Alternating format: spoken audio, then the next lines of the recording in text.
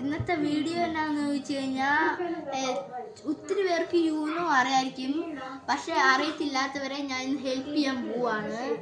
അപ്പം ഇതാണ് എൻ്റെ അനിയൻ. അപ്പം ആദ്യം നമ്മൾ മിക്സ് ചെയ്യണം.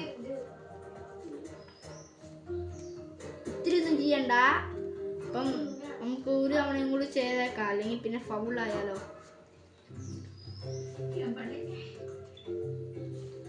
ഇനി നമ്മൾ ഇത് ഇവിടെ ആദ്യം നമുക്ക് 7 കാർഡ് ഇടണം.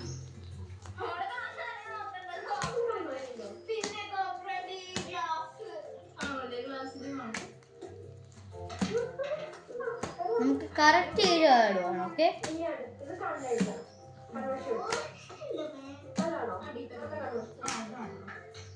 അപ്പം 7 കാർഡ്സ് ആയി.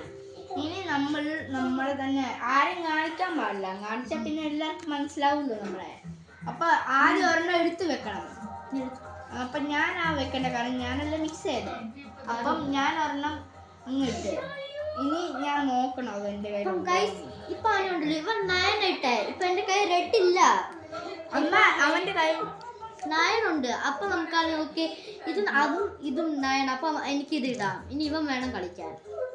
അപ്പൊ ഞാൻ ബ്ലൂയിലോട്ട് പോകണം, അല്ലെങ്കിൽ 9 നോക്കാം.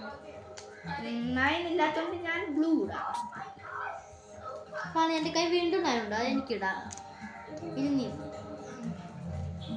കളറ് അല്ല, ഇതിന്റെ ഒരു കളറ് അല്ലെങ്കിൽ ഒരു നമ്പർ നമുക്ക് ഇടാം.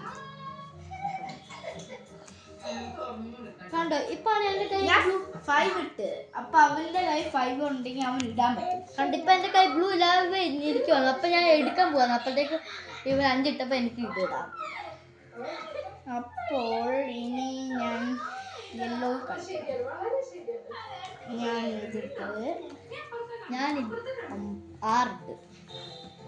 അപ്പോൾ ഞാനിട്ട് ഇപ്പം എൻ്റെ കയ്യിൽ എല്ലോ ഇല്ല, അതുകൊണ്ട് ഇവിടെ നിന്ന് ഓർമ്മ എടുക്കണം. അപ്പം എനിക്കിത് കിട്ടി. ഇതെന്ന് വെച്ചാൽ നമുക്ക് നമ്മുടെ കയ്യിലുള്ള കളർ പറയും. ഞാൻ ഇതിട്ട് എൻ്റെ കൈ ഗ്രീനുള്ള, അപ്പം ഞാൻ പറഞ്ഞത് green. Colour change to green. കളിക്കുക. സോറി.